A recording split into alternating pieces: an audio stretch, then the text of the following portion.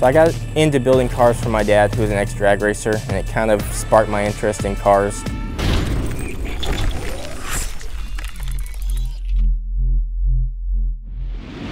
Hi, my name is Jordan Fields and I'm part of Howler Brothers Customs. It's a custom shop in South Atlanta, Georgia that we started in February. My best friend and I started it out of college and we're trying to see where this kind of takes us, building custom hot rods and stuff, how that goes, and see kind of what proceeds after this into the future.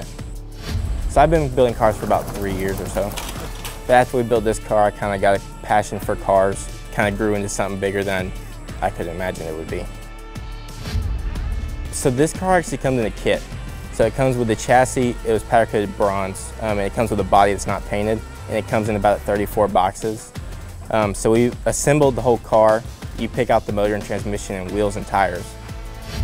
So what we have here is it's a 351 Windsor. It's a small block Ford that's been bored and stroked to 427 cubic inches. And then we have the billet intake on top was made by Hogan's Racing. And then the valve covers were custom made. And then we had a lathe script in the Cobra X on the side of the valve covers. The airbrush, it was actually one of the guys that did my dad's airbrush. He's a very good artist. He used to do a lot of drag cars.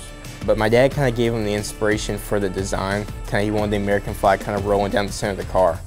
He sanded the whole body down and then did all the airbrush by hand and then cleared over the whole car. So that's kind of going back to my dad's racing days. So mostly like the pro mod and drag cars have just 4 pipes come out of the side for drag racing, so that's kind of where his design came. And usually the pipes are 4 sideways going down the car, so we kind of did something cool where it's 2 on top of each other. We can get the halos too if that's something you want to do, because it's kind of cool if you can get it. It has a demon eye in it, so you see like the little center part, it'll actually glow red.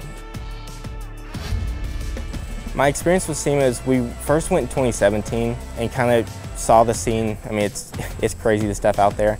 It's a whole different experience when you have a car there, because you can kind of see everybody's reaction, because you know they're high-level builders, and you can kind of see their appreciation for your work and appreciate their work.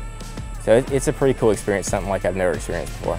What would it mean? It'd be a huge honor. I mean, I know there's huge, high-quality builders that enter the Battle of the Builders every year. I've seen even like the top builders started there. It'd mean the world. I mean, it'd just be a high honor and something I couldn't explain. This has been a personal achievement, I'd say, because I mean, not a lot of 18 and 20-year-olds can say they built a car from the ground up. So that's probably the biggest achievement, is just knowing that me and my friends built it, and just seeing everybody's appreciation for it and seeing how much they love the car and knowing that we personally built it.